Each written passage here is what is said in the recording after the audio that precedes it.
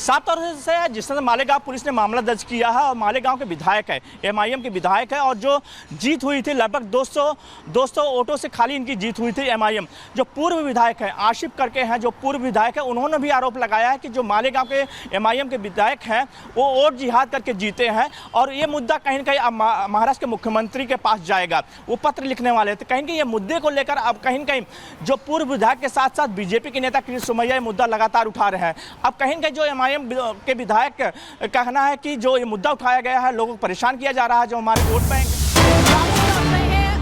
सत्य प्रकाश हमारे साथ लगातार बने, लेकिन सोनीपत हत्याकांड का मुख्य आरोपी गिरफ्तार किया गया है। बीजेपी नेता की गोली मारकर हत्या की गई थी, सीसीटीवी में कैद हो गई थी मर्डर की वारदात, और आखिरकार बीजेपी नेता की गोली मारकर जो हत्या की गई, इस मामले में बड़ी कार्रवाई यहां पर हुई है।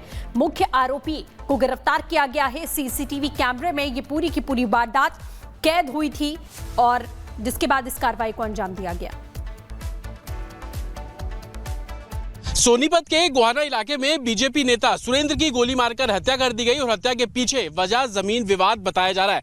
जिस जमीन को लेकर विवाद हुआ, दरअसल उसी जमीन पर अब मौजूद है। ये आप देख रहे हैं कि फसल जोतने के लिए जो पहली प्रक्रिया होती है वो इस जमीन पर की जा रही थी। बताया जा रहा है कि सुरेंद्र ने ये जमीन मोनू, जो कि इस पूरे मामले में आरोपी है, उसकी बुआ से खरीदी थी। यानी कि मोनू की बुआ की ये जमीन है जिसको सुरेंद्र ने खरीदा, लेकिन मोनू इस जमीन पर काम कर रहा था। यानी कि फसल जोतने का जो काम है वो मोनू के द्वारा किया जा रहा था, लेकिन सुरेंद्र जो कि जमीन खरीद चुका था, इसी को लेकर जो विवाद है वो लगातार चल रहा था और कहीं ना कहीं कीमत को लेकर भी ये विवाद था। ये मामला कोर्ट में भी पहुंचा क्योंकि लगातार सुरेंद्र का विरोध मोनू कर रहा था। उसके पीछे सबसे बड़ा कारण ये था कि जमीन की कीमत लगातार बढ़ती जा रही थी, लेकिन सुरेंद्र ने जिस कीमत पर इस जमीन को खरीदना तय किया वो उस कीमत को और आगे नहीं बढ़ाना चाह रहा था और इसी बात को लेकर विवाद था। यह भी जानकारी मिली कि शुक्रवार शाम को सुरेंद्र अपनी इस जमीन पर पहुंचता है, जिसके बारे में मोनू को भनक लगती है। मोनू और सुरेंद्र की इस जमीन पर खड़े होकर कहासुनी भी हुई। लोगों का यह भी कहना है कि शुक्रवार को पहली बार कहासुनी नहीं हुई, लेकिन इससे पहले भी कई बार दोनों के बीच में इस जमीन को लेकर विवाद भी रहा। लेकिन शुक्रवार को जब सुरेंद्र इस जमीन से जाकर अपनी दुकान पर बैठता है, तब जाकर मोनू वहां पर पहुंचता है। सुरेंद्र पर ताबड़तोड़ फायरिंग करता है, जिसमें बीजेपी नेता सुरेंद्र जवाहरिया की मौके पर ही मौत हो जाती है। हालांकि जमीन विवाद इसको लेकर पूरा बताया जा रहा है। पुलिस का साफ तौर पर कहना है कि शव को पोस्टमार्टम के लिए भेजा गया है। तो बिल्कुल, और जतिन हमारे साथ लाइव इस समय जुड़ चुके हैं। जतिन, क्या कुछ जानकारी, जैसा आप लगातार बता रहे थे कि जमीन विवाद को लेकर यह पूरा मामला था, अब मुख्य आरोपी गिरफ्त में है। बिल्कुल, देखिए मैं इस समय उसी जगह पर मौजूद हूँ जहाँ पर बीजेपी नेता की गोली मारकर हत्या की गई। ये दुकान आप देख रहे हैं, जो सीसीटीवी फुटेज लगातार आपको हम दिखा रहे हैं वो इसी दुकान के अंदर का है कि मोनू दुकान के अंदर दाखिल होता है और सिर पर बीजेपी नेता के गोली मारता है। लेकिन ये तो सिर्फ आखिरी का एक तरीके से तस्वीर है, लेकिन उससे पहले क्या होता है, ये गली आप देखेंगे। इस गली में झगड़ा जो है वो कल रात को हुआ, तकरीबन 9 से 9:30 बजे का वो समय था जब इस गली में झगड़ा होता है। यहाँ पर भी बताया जा रहा है कि इस गली में तकरीबन 3 राउंड जो फायरिंग है वो मोनू के द्वारा की गई। मोनू के साथ जो उनके चाचा जी थे, उनके सिर पर भी जो पिस्टल के नीचे का हिस्सा होता है जिसको बट बोलते हैं, उससे हमला किया गया। लेकिन मोनू अपने आप को बचाता हुआ इस दुकान के अंदर पहुंचता है और जैसे ही वो अंदर पहुंचा तो अंदर जाकर भी सिर पर जो फायरिंग है वो की गई है। हालांकि अभी बीजेपी नेता का जो अंतिम संस्कार है वो संभवतः किया गया है। पुलिस मौके पर पहुंची, गिरफ्तार इस पूरे मामले में मोनू को कर लिया गया है। लेकिन जिस तरीके से ये पूरा इंसिडेंट हुआ वो अपने आप में हैरान कर देने वाला है, क्योंकि होली का दिन था, रात का समय था। गाँव में अमूमन देखा जाता है कि रात भर जो लोग हैं वो होली खेलते हैं। लोगों को इस बात की भनक ही नहीं थी कि 3 राउंड जब इस गली के अंदर फायरिंग होती है तो किसी ने गोलियां चलाई। लोगों को लग रहा था कि लोग जश्न मना रहे हैं, लेकिन जैसे तैसे भीड़ इकट्ठी होना शुरू हुआ और लोगों के बीच में ये खबर पहुंचनी शुरू हुई कि सिर पर गोली जो है वो मारी गई है। लेकिन शुरुआती जांच ये कहीं ना कहीं जमीन विवाद को लेकर पूरा मसला जो है साफ तौर पर इस खबर पर नजर बना के रखिए, आगे भी जानकारी लेंगे। फिलहाल जानकारी देने के लिए धन्यवाद। और बात करते हैं बिहार के मुंगेर में एएसआई की जिस तरह से हत्या कर दी जाती है। वो होली के दिन विवाद सुलझाने के लिए जाते हैं, लेकिन उसी वक्त किस तरह से उन पर हमला कर दिया जाता है, अस्पताल ले जाया जाता है, लेकिन वहां पर उनकी मौत हो जाती है। इस मामले में 5 लोगों को गिरफ्तार किया गया है। मुख्य आरोपी गुड्डू को भी गिरफ्तार कर लिया गया है। लेकिन जिस तरह से वहां पर लोगों का आक्रोश देखने को मिला, सवाल तो यही था कि इस मामले को सुलझाने की कोशिश हो रही थी, तो फिर लोग क्यों इतना आग बबूला हुए और क्यों कर दी फायरिंग।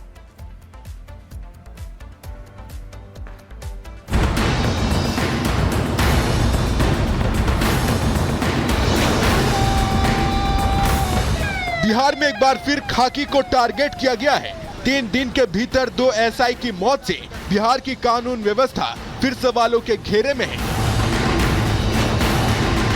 पहले अररिया में एएसआई राजीव कुमार की हत्या की गई और उसके बाद अब मुंगेर में एएसआई संतोष की हत्या कर दी गई। दोनों ही हमलों में पुलिस को टारगेट किया गया है। एएसआई संतोष कुमार मुंगेर में 2 पक्षों के बीच हुए विवाद को सुलझाने पहुंचे थे, लेकिन एक पक्ष के परिवार ने एएसआई पर धारदार हथियार से हमला बोल दिया, जिसमें एएसआई संतोष के सिर पर गंभीर चोट लगी। उन्हें इलाज के लिए अस्पताल ले जाया गया, लेकिन इलाज के दौरान उनकी मौत हो गई। देखिए, वो श्री संतोष कुमार सिंह जी हैं, एएसआई हैं, मुफस्सिल में पोस्टिंग है इनका। 112 पे ड्यूटी करते थे, जैसा कि हमको सूचना प्राप्त हुआ। तो फिलहाल जब वो यहाँ हमारे अस्पताल के अंदर आए तो वेरी सिक कंडीशन में, बहुत ही सीरियस कंडीशन में यहाँ पे पहुँचे। तो हम लोगों ने देखा तो हमें लगा कि चॉप इंजरी है, लेकिन शार्प इंजरी ब्रेन में बहुत ज़्यादा पड़ी हुई थी। एएसआई की निर्मम हत्या के बाद पुलिस हमलावरों की तलाश में जुट गई है, जिसके बाद पुलिस ने एक आरोपी गुड्डू यादव को गिरफ्तार किया और उसकी निशानदेही पर मुख्य आरोपी को गिरफ्तार करने जा रही थी। लेकिन तभी गाड़ी का बैलेंस बिगड़ा और गाड़ी हादसे का शिकार हो गई और एसएचओ समेत 4 लोग घायल हो गए। इसी बीच मौका पाकर आरोपी गुड्डू यादव ने भागने की कोशिश की और पुलिस की राइफल छीनकर पुलिसकर्मी पर ही तान दी, जिसके बाद जवाबी कार्रवाई में गुड्डू यादव के पैर में गोली लगी है। एसएचओ मुफस्सिल अपनी टीम के साथ इस अभियुक्त को लेकर के इसकी निशानदेही पर गए घटनास्थल पे, जहां पे इसकी होने की संभावना थी। जाने के क्रम में जो इनकी गाड़ी थी, वहां पे कुछ बकरी के बच्चे वगैरह रास्ते में आए, एक पेड़ से जा टकरा के इनकी गाड़ी, और टकराने के बाद जो पुलिसकर्मी थे वो भी घायल हो गए, चोट आई है सभी को। और इसी का फ़ायदा उठा के जो गुड्डू यादव है उसके द्वारा एक सिपाही का राइफल छीना गया, तो नियंत्रित फायरिंग किया गया आत्मरक्षात्मक, और जिससे गुड्डू यादव के पैर में गोली लगी है। एनकाउंटर से पहले हुए हादसे में गाड़ी में सवार पुलिसकर्मी घायल हो गए, जिन्हें अस्पताल में भर्ती कराया गया है और सभी की हालत खतरे से बाहर बताई जा रही है। अररिया और मुंगेर में जिस तरह से एएसआई पर हमला कर हत्या की गई है, उससे आरजेडी एक बार फिर नीतीश सरकार पर हमलावर हो गई है। वहीं डिप्टी सीएम विजय सिन्हा अपराधियों के खिलाफ सख्त कार्रवाई करने की बात कर रहे हैं और कह रहे हैं कि सरकार की तरफ से पुलिस कर्मियों को एक्शन लेने के लिए पूरी छूट है। बिहार में लॉ एंड ऑर्डर पूरी तरह से चौपट हो गया है। आदरणीय मुख्यमंत्री जी पूरी तरह से अचेत अवस्था में है। 3 दिनों के अंदर 2 पुलिस वाले की हत्या हो गई, एएसआई की। ऐसे मानसिकता के लोगों को बख्शे नहीं जाएंगे जो इस तरह के प्रशासन पर अपने दबिश बढ़ाना चाहते हैं। प्रशासन समझाए, इनकाउंटर की भी जरूरत पड़ेगी, इनकाउंटर भी करेगा।